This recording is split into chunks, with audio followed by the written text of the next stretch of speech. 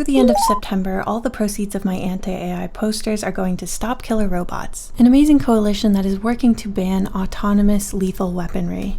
Hey everybody, it's LavenderTowne, and in artist communities all over the internet, there's one thing that scares artists more than anything else. I feel like I regress. I can't draw the things I used to be able to draw. My art has downgraded and I don't know how to fix it. I think I've regressed. What do you do when your art is moving backwards?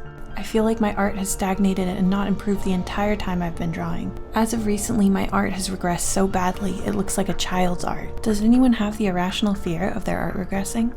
We need to talk about art regression, stagnation, and downgrades. I'm going to redraw a bunch of my old art, starting with this DeviantArt classic I did for the first time in 2010, and we're going to talk about this phenomenon. Where it comes from, what it really is, and why it's sometimes art school that seems to actually cause it. So most artists I know are always striving for improvement, so this idea of your art somehow going backwards is really scary. I used to obsess over art improvement to the point that I would feel physically nauseous if I flipped my art and saw it looked worse than how I had been perceiving it. I will also say, in some ways, these fears never go away, no matter how much success you've had or how much time you put into your art career. Before I started working on this redraw, I actually had a twinge of anxiety that I hadn't improved significantly enough in the last 9 years. It's really normal. I also think that over time, the internet culture around art and improvement has become a lot meaner, which does kind of justify why people's anxiety about this is going up. Like, look at how nice and supportive the few comments I used to get on DeviantArt were when I was a beginner artist. I'm really touched, honestly, reading these back. I had no online clout at that point, and other artists said encouraging things, even though my skill level was pretty rudimentary at that point. I do think there's this conception that even when people are being really mean about people's art, they always, if they get any pushback, they'll be like, well, I just want them to get better. And there's this idea that every artist should have to endure like relentless mean comments or like really severe criticism at all times, but I really don't buy that personally. I think I've made some pretty great strides in my work, and a lot of what I was getting was positive feedback, encouragement from adults in my life, nice people on the internet. I think that the benefits of being kind about someone's work can actually be the difference maker between them actually becoming a professional over time and like believing in themselves and not giving up. I think that we need a little balance, and so I do encourage people to be a little kind when they're looking at someone who's still learning. With my art here, what I really tried to focus on showcasing as far as things that I've been working on over all of this time since my last installment here, first of all, is actually a greater authenticity to the original character that I was going for. I feel like with the last one that I did, I kind of dodged the assignment, as it were. I did kind of a very different color palette, a different pose, and I really distracted, I think, with these crazy clouds of smoke from the character's mouth. In this year's version, I really wanted to try to capture the energy and the vibe that I was trying to capture when I was a much younger artist back in 2010. I remember really focusing on the lighting of the cigarette, that sort of like digital art technique I was very excited about back then. So that was something I really wanted to focus on here. And I feel like I was also able to balance the stylization that I love so much in my more recent art style by putting little skulls in that smoke without like totally distracting from the character in the face the way that I feel like I did with the smoke in the directly previous one. I also tried to incorporate the background in a way that was a little bit more honest to the original drawings that I did, while still adding in backgrounds, because I do think that's one of the biggest strides that I made as I went from like a true amateur to someone who's doing more work professionally. Nothing gets you used to drawing backgrounds quite like doing comic work, so now I feel like I can do a more fleshed out background that really makes it feel like an illustration and not just a character standing there. I did change it up to a rusty chain link fence, and I tried to add a little bit more detail. I actually used references for the no smoking sign and the dumpster, which is a huge improvement for me. And then other than that, I was really trying to focus on guiding the eye and having the character be more emotive and expressive. It always bothered me how stone-faced this character was. I just really didn't know what we were even supposed to feel about this character, so I decided to break with tradition and actually give him a big ominous smile with these slightly asymmetrical eyes and this smirk that's pushing up his cheek a little bit. I'm honestly really proud of how far I've come over all of this time, and I highly recommend that you guys do these types of challenges because I think it can remind you that you are still improving. It's a lot like growing taller as you age. You know, it's happening so slowly to you that sometimes you don't notice it, so it's good every once in a while to just take a little benchmark and see where you're at. So now I want to talk about the darker side of this art downgrade conversation, and that's when people are applying it to other artists. I hesitated to make this video because these terms are also used in major harassment campaigns against certain artists, two of which got it so bad that their very names have become synonymous with this term because of the way that their art styles changed. Their art styles both became farther from realism with less detail or more stylization than mainstream art styles, and I shouldn't really even need to say this, that doesn't mean that their art is objectively worse. If it looks worse to you, it's possible that their previous art style was just more to your taste, and that's perfectly fine. It's also okay to critique people's art as long as it's done respectfully and in the right situation, like in an art class or if someone is looking for advice. But the way that people turned against these artists as if they'd harmed someone or committed some moral sin is just absolutely insane to me. I don't feel comfortable doing a deep dive into either of those artists because I feel like they've already been harassed enough. But luckily for us, I have an example that I can more ethically talk about in depth, and that is the case of my art regression. I had my own little bout of being told that my art was regressing after the Has-Been Hotel incident. I've talked that topic to death, so I won't get into it, but I do want to talk about this as an example of how the appearance of art regression can pop up from very explainable situations. So for example, you look at these two pictures. One drawing is from a year prior to the other one. The older picture on the left is very clearly a higher skill level, with more confident lines and better design. So was this a genuine example of skill regression?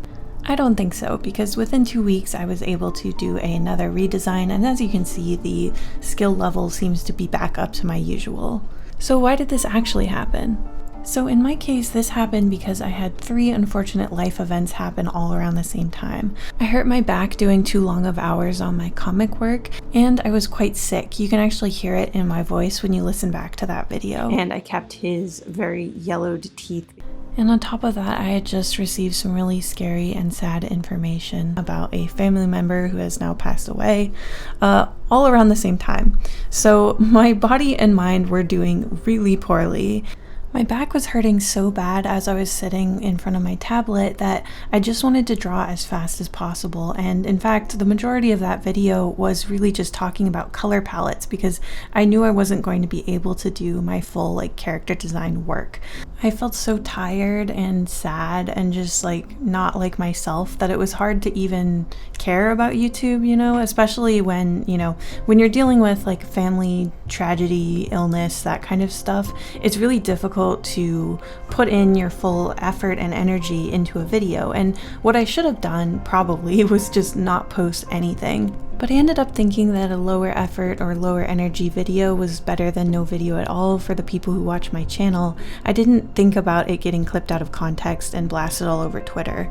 Now obviously in my case everything turned out fine. I'm not trying to throw myself a pity party here. I just think it was really helpful for me to understand kind of what might be going on with a lot of these big famous art regression sort of dogpile situations that have happened to other artists much worse than it happened to me.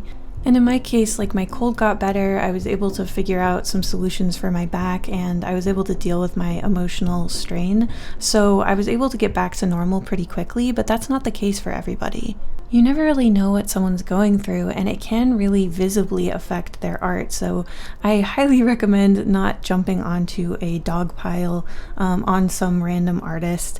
Especially if they're not a full-time professional, do not bully them. Do not pick on some random teenager. In my case, I've been through pretty brutal critique in art school, and I've been drawing almost daily since I was a child. And I have enough confidence that I don't totally freak out when I put out something that's not very good.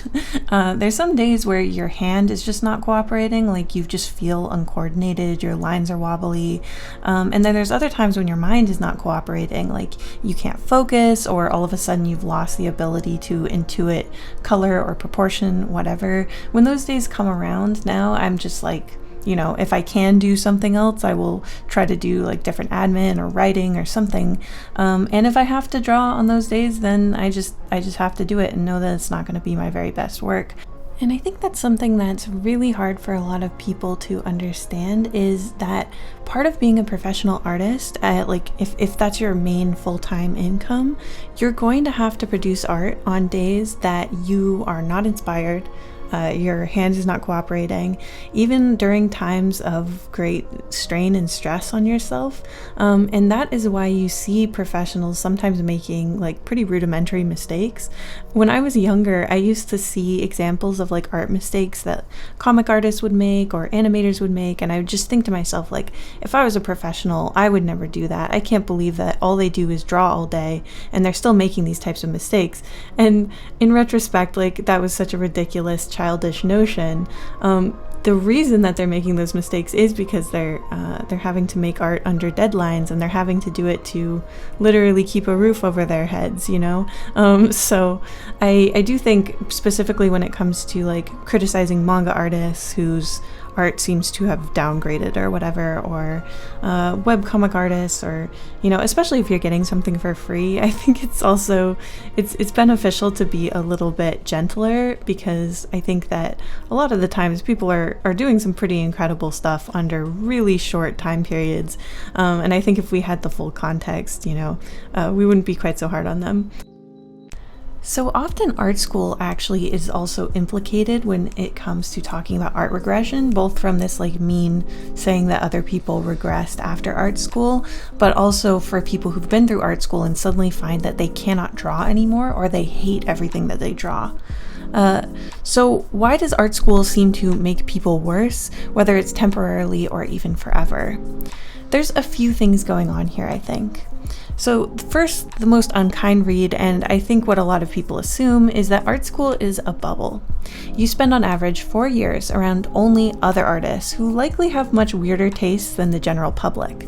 Just as people who watch thousands of movies often end up developing niche taste and struggle to enjoy crowd pleasers because they're so familiar with popular tropes and formulas, art fanatics sometimes get bored with the visuals that many people like and seek out weirder or more experimental styles and images.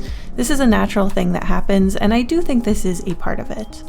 Another big factor is that when you enter art school, a really common area of weakness is a lack of confidence to push style and poses. Stiffness in posing and a lack of experience in exploring other styles are really frequently things that new students need to work on. As a result, art schools usually encourage students to let go of these bad habits by pushing poses and stylization to the extreme.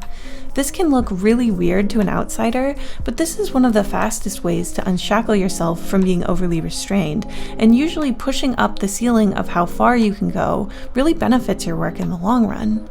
Reining all that wildness back in can take a little bit, and some people really enjoyed the new freedom, so it's totally understandable that many art students would stay in this ultra stylization phase, maybe for a short period after art school, maybe for longer. But again, this doesn't make the person's art worse or mean anything bad about these people. I especially find that people really seem to lash out when people push like facial proportions or body proportions. There's this perception, I think, of like just making things ugly just for the sake of being interesting, and there's like this really negative connotation to that. But I think, especially for art students, that's not a weird thing at all. Like, being willing to go into ugliness is something that we are really used to, and we'll do on purpose. And I think that's hard for people who just think art equals pretty picture. You know, bad art is ugly picture, good art is pretty picture. You know, they don't understand basically what's going on here. So I will say, if that's something that you're experiencing after art school, I don't think you should worry too much. If people are liking it a little less, it may just be because you were used to a very different environment, and things will probably mellow out over time. But if you have left art school and you feel like your art, that everything you make is terrible, this is a really common phenomenon, and it happened to me as well. I found that the art that I used to make basically compulsively as a younger person pre-art school was not coming naturally to me anymore after I graduated, and even during summers in between my years. I think a big part of that is just suddenly becoming so aware of how many rules there are to like technically great art. You know, there's worrying about tangents, there's all this color theory stuff, there's anatomy stuff, and even if you did studies and stuff before you go to art school, being fully immersed in how many things can be wrong and get critiqued is really paralyzing for a lot of people. I do think that most people, even if they feel like they're strong enough to get critiqued every day, like for me, there were kids who would cry in class when they would get a harsh critique. I never got close to that. I always felt like I could handle it, but even for me, like the repeated exposure to negative feedback at like 8 a.m. in the morning, you know, standing next to the work that you worked really hard on, possibly for weeks and weeks, sometimes even for months, when you get really harsh feedback on that stuff over time, it does affect you. And I do think that like art school can be kind of traumatizing for some people. So if you've just come out of art school and you are not feeling like yourself, you're not feeling like drawing, if you're able to, like if you haven't immediately jumped into an industry job, I recommend only drawing the stuff that used to make you excited about drawing as like a teen. This was my ultimate hack. This is my life hack for escaping that hypercritical, really painful, really unfun kind of period after art school. I learned so much there, but I do think like this is one of the hardest things for a art professional to go through, is this post-art school slump, and not everyone gets hit with it. I don't mean to scare you guys, and I do think a lot of art schools are actually getting way less strict. I know ACAT has really pulled back on the sheer number of like thumbnails you had to turn in. They let you use digital more and not, you know, enforced traditional kind of slower, messier tools quite as much. So it's possible that people are not getting as traumatized as some of my cohort did. But either way, just know that this is not permanent, and it's likely that your skills have not actually regressed. You're just so much more aware of like your skill level in your brain has gotten so much higher that your hand is still catching up. That's what I would say. What I want to finish this video up with is this. The idea that art is good or bad in this very like objective, consistent, provable way is not as helpful as you may think while you're developing on your art journey. I know it sounds like woo-woo, you know, BS that there's no good or bad in art, and I don't really believe that. I do think, like, especially with my own art, there's art that I've made that's legitimately bad. I just think it's not good. However, looking to especially like realism or like very specific art styles and saying that's good art and everything else is below this is a really limiting way of thinking about this very versatile world. You know, you look at a comic like this. If you just evaluate it based on how realistic it is or how detailed it is, you would say that this comic is not good, but I think this comic is really beautiful, both like in its actual form, like I love its stylization, and it's the actual message that I think makes so many people tear up when they see this. I've even seen someone get a tattoo of it, so I think that that's good art. I think that thinking about art as a communication tool and really focusing on what you want to say with it can help you when you're really stressed about the technical skill and the improvement and the endless grind to get better. Learning to draw is a marathon, not a sprint. So if you're actually gentler on yourself, you give yourself time to rest and recover, and you draw things that are genuinely fun for you, that will actually serve you in the long run more than like brutalizing yourself over every mistake and obsessively doing studies and being frustrated if you're not improving fast enough. And if you see posts or art drama videos where someone's getting dogpiled for having ugly or cringy or whatever kind of art, I recommend not watching or engaging with that kind of stuff because not only is it like mean bullying behavior that we shouldn't reward, but also because when you watch that kind of thing, it kind of enforces in your mind that everybody is judging your art and, you know, that you could get picked on at that kind of scale if you post something that doesn't look correct. And that's not healthy for your development either. I hope this was helpful or at least entertaining. Thank you so much for watching till the end, and I'll see you guys in the next one. Thank you so much to my wonderful members and patrons, including Alice Exley, Neko Omori, Roger Baker, Trexa Panda, Zio Reyes, Lucian, Shaola Ninja, Lexi Ramos, Lonely Zealot, Novel Goblin, The Mousy Mouse, Spark of Curiosity, Rosie Valentine, Paul Savanat, Frog Scourge, Clown of Clubs, Prince Piplet III, Celery Sticks, I'm a Potato, Honey Kitten, Me Nico, Loro, Data, Lily McFarlane, Skitten, Gold Pikachu, Ace Wander, Jordan, QB, Jeffu, Songbird Galesworth, Sunshine, Whimsic, Hoodle Doodle, River de Goblin, Raz Tarosh, Graveyard Moss, Grexius, Emmy Lightning, The Midwestern Menace, CB, Lucy Yamajiki, Live Live, Ravens Crow, Zocelot, Keyhole Music, Jabber Dabber Doo, Light Jewel, Kadaria, The Expressive Poker Face, Tsuvaki, Cutie Pie, Ice Cream Pal, Cola, JJ Jade, and of course, Blah Blah Blah Blah.